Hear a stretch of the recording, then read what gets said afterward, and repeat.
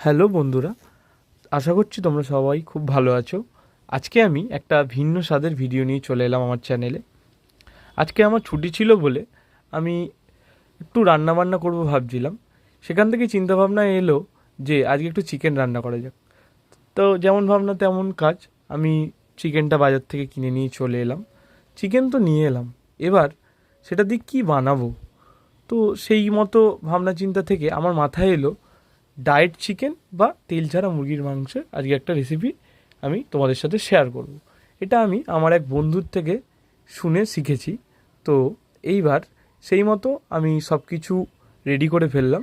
এর জন্য আমার যে যে ইনগ্রিডিয়েন্টসগুলো লাগবে, নর্মাল মাংসের জন্য যেমন আদা, রসুন, টমেটম, কাঁচা লঙ্কার পেস্ট, তো এর এর জন্য তাই সেম। তার সাথে আমাকে খালি দইটা অ্যাড করতে হয়েছে, 250-300 দই।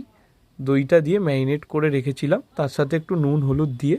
তো ওই ম্যারিনেট করে রাখা মাংসটাকে কড়াইতে দিয়ে দিলাম। ওই মশলাপাতির মধ্যেই যা জল ছিল সেই জলেই নাড়াচাড়া করলাম হালকা আছে। নাড়াচাড়া করতে করতে বেশ আধা ঘন্টা মতন আমাকে নাড়াচাড়া করতে হয়েছে। তারপর সেদ্ধ করে রাখা যে আলুটা নুন হলুদ দিয়ে, যেহেতু আজকে তেল ছাড়া রান্না করব, আমার দাদা বাড়িতে ছিল, তো দাদাকে বলেছিলাম আজ একটা নতুন ধরনের রেসিপি ট্রাই করছি, তোকে খাওয়াবো রান্না করে। তো সেই মতো ওই আলুটাকে দিয়ে দিলাম, তারপর দিলাম একটু গোলমরিচের গুঁড়ো। তো রান্না শেষের দিকে আমি দিলাম হচ্ছে শাহি গরম মশলা দিলাম। দিয়ে নাড়াচাড়া করার পর কিছুক্ষণ ঢাকা দিয়ে রাখলাম। তো এই মতো আমার মাংসটা তৈরি হয়ে গেল। এই চিকেনটা খুবই ভালো, যারা জিম করে তাদের জন্য খুবই উপকারী। তো তোমরা ট্রাই করে বলো যে এই মাংসটা কেমন লাগলো। আর যদি এই রেসিপিটা তোমাদের ভালো লেগে থাকে তাহলে আমার চ্যানেলটাকে সাবস্ক্রাইব করো আর বেল আইকনটা প্রেস করো।